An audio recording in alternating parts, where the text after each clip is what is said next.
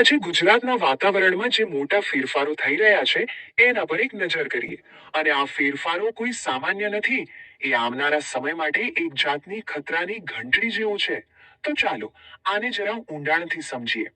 શરૂઆત જ કરીએ એક ચોંકાવનારા આંકડાથી. 7 ડિગ્રી સેલ્સિયસ. આ કોઈ નાનો સૂનો આંકડો નથી. આ માર્ચ મહિનામાં તાપમાનમાં થયેલો અસામાન્ય વધારો બતાવે છે. અને એ જ બતાવે છે કે પરિસ્થિતિ કેટલી ગંભીર છે. આજે 23 માર્ચે વિશ્વ હવામાન દિવસ પણ છે. અને આ દિવસે જ્યારે આપણે ગુજરાતના હવામાનની પેટર્ન જોઈએ તો એ ખરેખર વિચારવા જેવી છે. મુખ્યત્વે 3 બાબતો સામે આવે છે. એક તો અસહ્ય ગરમી, બીજું ગમે ત્યારે વરસી જતો વરસાદ, અને ત્રીજું વારંવાર આવતા વાવાઝોડા. તો આજના આ વિશ્લેષણમાં આપણે આ જ મુદ્દાઓ પર વાત કરીશું. પહેલા સમજીશું કે આ ખતરાની ઘંટડી શું છે, પછી ગરમી, વરસાદ અને વાવાઝોડાની વાત કરીશું. એનાથી કેવા કેવા જોખમો ઊભા થયા છે એ જોઈશું. અને છેલ્લે આનો ઉકેલ શું હોઈ શકે એના પર નજર નાખીશું. ચાલો તો સૌથી પહેલા વાત કરીએ એ સમસ્યાની જેનો અનુભવ આપણે બધા સીધો કરી રહ્યા છે. અને એ છે ભયંકર ગરમી. જોઈએ કે તાપમાન કેટલું અને કેટલી ઝડપથી વધી રહ્યું છે. એક બહુ જ ચિંતાજનક હકીકત એ છે કે 2010 પછી છે ને હીટવેવના દિવસો સતત વધી રહ્યા છે. આ કોઈ એકાદ વર્ષની વાત નથી, પણ એક ટ્રેન્ડ બની ગયો છે. આ સ્લાઇડ પર નજર કરો. આંકડાઓ જાતે જ બધું કહી દેશે. દર વર્ષે હીટવેવના દિવસોમાં સરેરાશ 15 થી 20% વધારો થઈ રહ્યો છે. વિચાર કરો, આ કેટલી ઝડપથી પરિસ્થિતિ બગડી રહી છે. અને ગરમી એટલે કેવી ગરમી? 45 ડિગ્રી સેલ્સિયસ. આટલું તાપમાન તાજેતરમાં અમદાવાદમાં નોંધાયું હતું.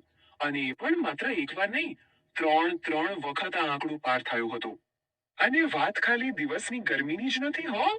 રાત્રિનું તાપમાન પણ સામાન્ય કરતા 3 થી 4 ડિગ્રી વધારે રહેવા લાગ્યું છે. મતલબ કે હવે રાત્રે પણ ગરમીથી પૂરી રાહત મળતી નથી.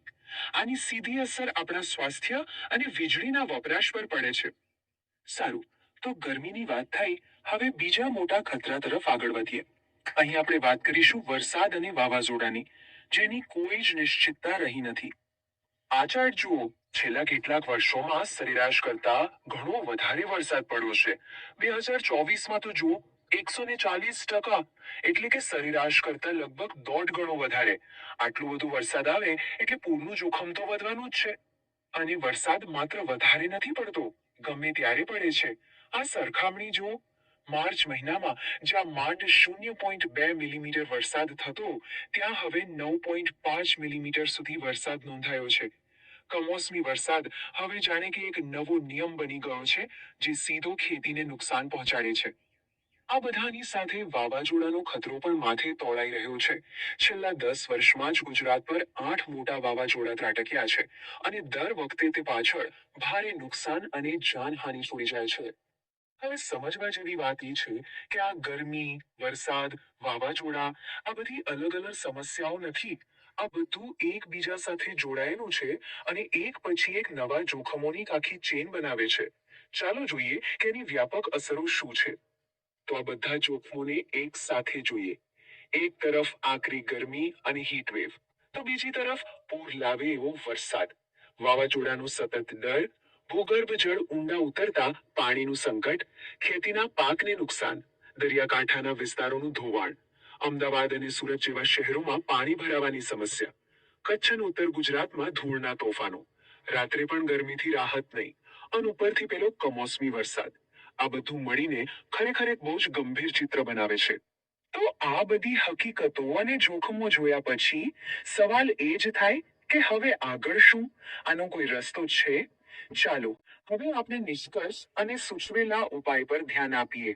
તો વાતનો સાર એ જ છે કે આ મોટા પડકારનો સામનો કરવા માટે પર્યાવરણનું રક્ષણ કરવું અને લોકોમાં જાગૃતિ લાવવી એ જ એકમાત્ર ઉપાય છે. અને આ આપણા સૌની એક સામૂહિક જવાબદારી છે. અને અંતે આ એક સવાલ સાથે આપણે સૌએ વિચારવાનું છે. કુદરત આપણને આટલા બધા સંકેતો આપી રહી છે, આટલી સ્પષ્ટ ચેતવણીઓ આપી રહી છે, પણ શું આપણે ખરેખર એને સાંભળી રહ્યા છીએ?